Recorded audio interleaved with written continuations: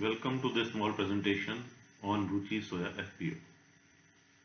The aim is to give some facts about Ruchi Soya FPO so that investors can take an informed decision whether to invest in the FPO or skip this FPO.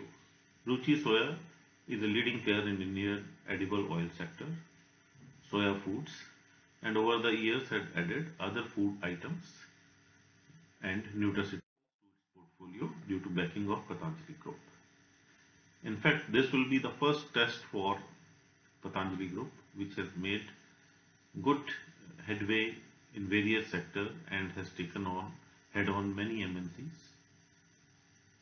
It remains to be seen how investors rate to Patanjali Group and how the Ruchi Soya script backed by Patanjali Group fares on the bourses.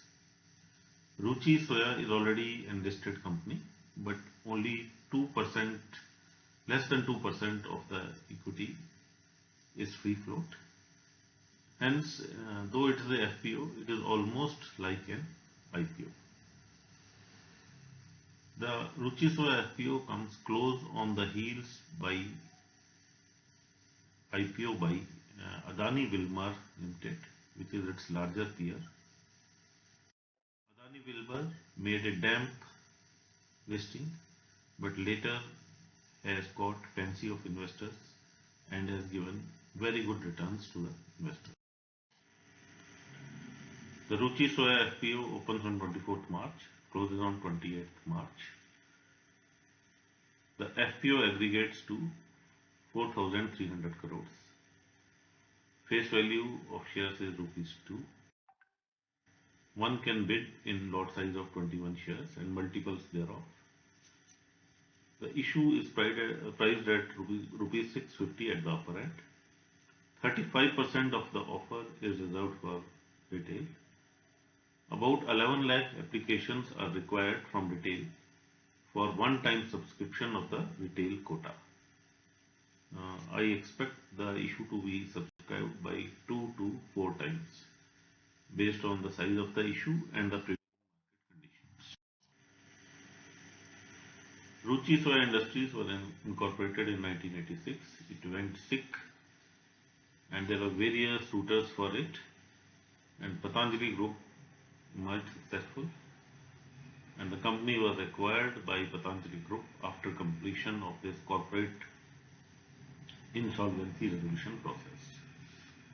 Ruchi Soya has a presence in the edible oil sector in the country and is one of the largest fully integrated edible oil refining companies in India. The company manufactures soya products under the brand Nutrela and has added some more products to leverage on this brand of soya chunks. The company owns 23 manufacturing units, 17 of them are operational, and has a strong network of distributors, sale depots, and direct retail outlets.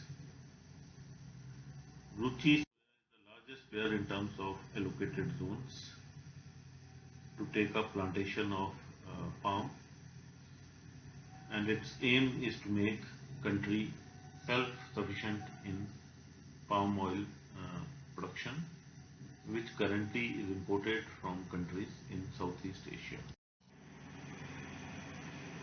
Backed by dynamic Patanjali Group, Ruchi Soya product portfolio has been evolving from just soya chunks and edible oil to byproducts and derivatives, oil palm plantations, soya flours, textured soya proteins, oleochemicals, honey and premium protein chakki fresh atta, FMCG products like noodles and breakfast cereals, biscuits, cookies and rusks, nutraceuticals and wellness products, and finally renewable energy and wind power to make it self-sufficient for its energy needs.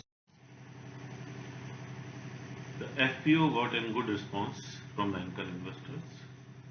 Many renowned foreign investors like BNP Paribas, Sultanate of Oman, UPS Group, etc. participated in the anchor book. Domestic investors also showed good interest. 24 mutual funds schemes participated in the anchor book, and they were allotted about 21% of the anchor book size. A look at the financials of the company shows that it clocked a turnover of about 16,000 crores in FY21. The revenues have been growing at a good pace, and in this 6 months period, it has already clocked a revenue of 11 crores. Though due to seasonality, we just cannot annualize these figures. EBITDA margins are healthy at about 6.25%. Net profits have also been growing. On the post-issue IPO equity of 72.39 crores and the IPO price of 650 rupees, the EPS is about rupees 19, which gives a PE of about 34.5. But if we take into consideration the 6 months figure for this year and on a 12 months trailing basis, the PE ratio after extraordinary items is much lower at 26.55. Ruchi Soya is seeking a market cap of 23,500 crores and the market cap to sales ratio is 1.44. This is slightly higher than what Adani Wilmar came at, but then Adani Wilmar price has appreciated considerably on the bourses. Some salient points. Ruchi Soya current market price is inflated, and if investors think that they'll get even rupees 850 or 800, they could well be in for a shock, as there is a very low float and it's almost like an IPO, though an FPO. So the price can be expected to be slightly say higher than existing price or even at the same level. From present holding of about 99%, promoter holding will come down to about 81%. They have to further dilute their holding to bring it with the SEBI mandated 25% dilution by December of this year. Most of the proceeds from this FPO will go towards debt reduction and the debt will come down by 80% level. Yet there will be some debt on the books of the company. If we compare with Adani Wilmar, it was a debt-free company. Similar to Adani Wilmar, the company's revenue significantly depends on sale of edible oil products. Adani Wilmar had about 75 to 80% from oil, about 80%, and Ruchi Soya also has about 80 to 83% of its revenue from oil, though it aims to bring this down by introduction of new products. Company currently has 18 nutraceutical products in its product basket, which cater to different segments like sports, medical, and general nutrition. And the company believes there is a big market for these products. It's already a market leader in branded soya chunks with a market share of 40%, and it is further leveraging on Nutrela brand of products. Concerns: company's revenue depends significantly on edible oil. Any decline or adverse performance on this account will affect its financial performance disproportionately. There is a trend of spike in edible oil prices due to Russia-Ukraine war that has hit shipments of sunflower oil from countries like Ukraine and Russia, which account for 90% of the India's sunflower oil imports at present. The company depends almost entirely on third-party suppliers for raw materials, has high exposure to foreign currency risks. There's considerable volatility in raw material prices in which it operates, and there's increasing competition from players like AWL, which are expanding at a good pace. The issue is entirely a fresh issue. The promoter seems to have opted for a fresh issue to reduce the debt of the company. Its credit rating is A-, whereas Adani Wilmar enjoys A+ credit rating. It has a net debt of 800 crores. Adani Wilmar is debt free. Company has forayed into other FMCG and FMHG products, that is health group products, like oleochemicals, biscuits, rusk, wheat flour, and nutraceuticals, which is positive. So it is leveraging its brand Nutrela to launch these products. Ruchi Soya has the backing of reputed Patanjali Group, who have demonstrated effective strategy to procure key materials and have turned around the fortunes of this company, which was a loss-making unit and now is in good amount of profit. So this speaks well about the abilities of the management. The strong parentage of Ruchi Soya should help it go ahead.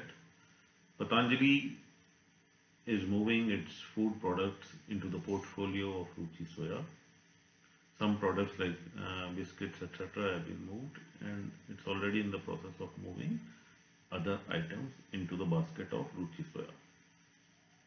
The company enjoys a strong brand recall, has a wide distribution network, products are consumed by masses, and is moving towards becoming a diversified FMCG and fast-moving health goods focused company. This should help Ruchi Soya increase its revenue and profitability in the years to come.